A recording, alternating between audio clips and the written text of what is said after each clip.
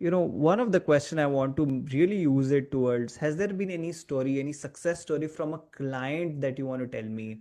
It could be like he came in and he saw something in terms of performance, or it could be something like he was already with an institution and then he moved his fund to you.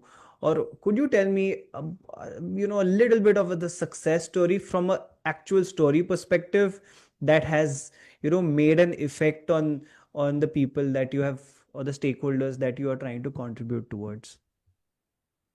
Sure. So, Sanjot, let me give you three short examples. I Yes, think the please. biggest from a company perspective and what we're trying to build perspective is the fact that as a relatively young firm, we've been Right. able to kind of attract HNIs and ultra HNIs who've Mm-hmm. come organically to us because they found some content on our website that's not available in other places. Hmm. And we've been able to convert without a referral, without any direct connection with that person. We've been able to convert HNIs and ultra HNIs who bank with multiple advisors, who've Right. come with us, and a number of them we've been able to actually become the sole advisor for. And these kind of investors have actually said that they've dealt Hmm. with many advisors in the past and they see something so different at Army Capital. Right now, Hmm. that is something which is kind of, and there are multiple such examples. And in fact, the larger the investor, very often the easier it is because of the sheer, they've actually been exposed. We Hmm. actually had one investor where there was a generational shift happening, Hmm. a larger kind of a family, bit of a family office kind of a setup, where the father was actually handing over the reins to the son and the daughter to actually take the investment decisions. They were going through detailed due diligence Hmm. of all the kind of private banks to determine who's going to be their advisor. Hmm. And they had to sit and make the case up to the father to say why this is the chosen one. Hmm. They had evaluated every large name in the industry, Hmm. and they happened to stumble upon us. And we were speaking to the son, and he kind of said that, every other company that we've looked at is either a very large known brand or is someone who's kind of been directly referred by someone we know and trust. You are new, you are thing, but everything I'm seeing, I'm kind of preferring over the others. But it's such a difficult case to make because you're new, you're younger, and all of that. And the son actually managed to go and convince his father to actually go with us and be other kind of sole advisors. That was actually something quite gratifying because it was a detailed due diligence that they were going through. Hmm. Hmm. But Sanjot, by far for me, what for me is the one of the most important stories is money is ultimately meaningless. It is a means to an end. Money Hmm. on its own doesn't have value.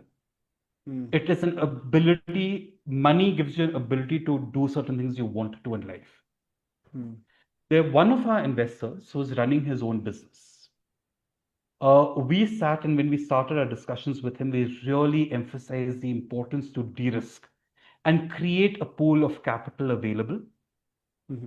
which is apart from that of his business, so that if there's a downturn, you have an ability to go through that downturn. Hmm. This investor was with, so we did this. This investor started investing with us, was with us for a year, year and a half, and then there was a huge downturn in that person's business. And Hmm. this pool of capital that he had actually helped safeguard him through that kind of downturn. Hmm. He came back to us and he said, if you guys hadn't pushed so aggressively around this importance of risk mitigation, all the cash flows were going back into funding the business. He's saying, I would have been forced to go back to my father. I would have been forced to either one, quit my business and go back to employment, or go back to my father to ask for money. Hmm. To be able to go and in a short period, right, we're a 4-year-old firm, to be able to make a fundamental change in the life of one of our investors. Honestly, that is more gratifying than any 25% versus 20% IRR or those kind of things, right? You're sitting and trying, I think, trying to change lives. Another similar example, very, very rich individual, retired, who was so scared about money that was unable to spend. Hmm. We could sit and we could map out and just show that person the amount of wealth that they have, and no matter what they're spending, they're actually going Hmm. to be fine. For the vast majority of time, you're trying to tell people, listen, save more. Here, this is actually the polar opposite. We were actually telling the person you can spend more. Hmm. But when you can go and change the actual life of an investor, as compared to just being able to deliver 1 or 2 or 3 or 4% higher returns, I think that is the most gratifying. And we've had kind of a number of such examples.